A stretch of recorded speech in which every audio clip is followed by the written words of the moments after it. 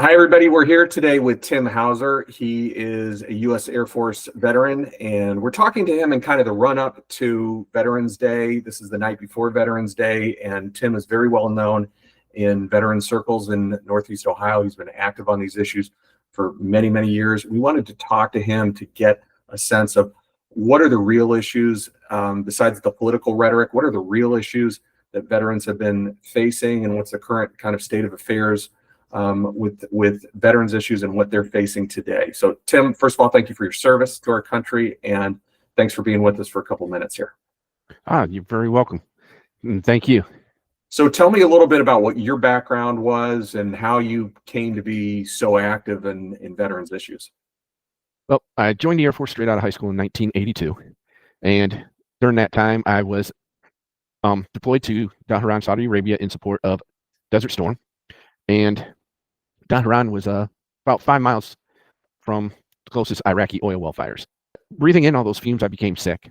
While I was seeking healthcare for my issues, my one brother, Dennis, who is a Vietnam and Gulf War veteran himself, took his own life. And it'll be 27 years this coming Christmas Eve.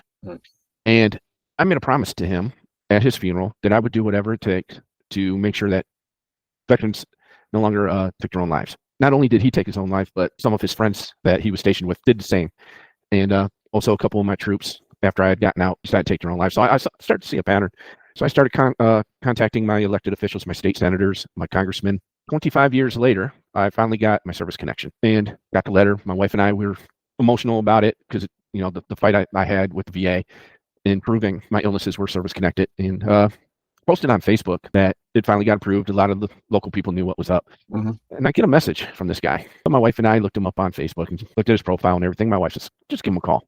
So I did. And he stated that he was with a group called Burn Pits 360, and they were fighting for legislation called the PACT Act. Now, the PACT Act was a bill that was going to force the VA to give people like myself who was exposed to toxins healthcare that we were being denied. I know everybody know who Jon Stewart is. He's a famous comedian and on a Daily Show and that. And him and I were in Senator Gillibrand's office the day after they voted the bill down. And he looks at me and says, Tim, you're from Ohio, right? I says, yeah. He says, you know whose office just down the hallway here, right? I says, yeah, Portman. So he says, let's go pay him a visit. So we saw Senator Portman walk into his office, go into his private area and lock the door. So we're talking to his staff. And he says, we're just here to find out why he voted no on the PACT Act. And they says, well, Democrats pulled him in voting yes for the infrastructure bill, and this was payback.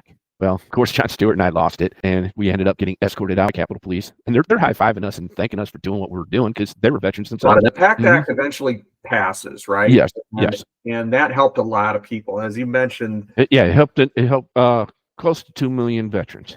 As you know, I'm running for Congress against Max Miller, and where has he been on these issues? I will tell you the thing that's been frustrating to us, and one of the reasons I started running was it's been almost 18 months since he did a town hall a true town hall where he faced questions from his constituents. And when these cuts came down during the budget process, I talked to a number of veterans that wanted to see him face to face and ask about his votes on these issues. And they haven't been able to do that. It depends on the bill that he's voting for when it comes to veterans legislation. If it's not of much importance and it's just a bill to show support for veterans, that the fake support, he votes for it. If it's a bill that is legitimately going to improve the quality of life for veterans and their families, he votes no. Well, all I can say is that I think accountability is headed his way, whether he likes it or not. So we'll see what happens. I know you have a big day tomorrow. I don't want to keep you too long. I'm sure you'll be out. Well, you're going to the big veterans event down in Cleveland, I think. Yes. What you're doing. Yes. Tomorrow. Yeah, I'm the Grand Marshal of their parade tomorrow. Oh, I didn't know you were the Grand Marshal. Yes, okay. I'm the Grand Marshal. Thanks for educating me and anybody else that watches this. And thanks for your service, Tim. And have a great day. You're very welcome. And congratulations on being the Grand Marshal. Thank you very much. All right. Take care of yourself. You too.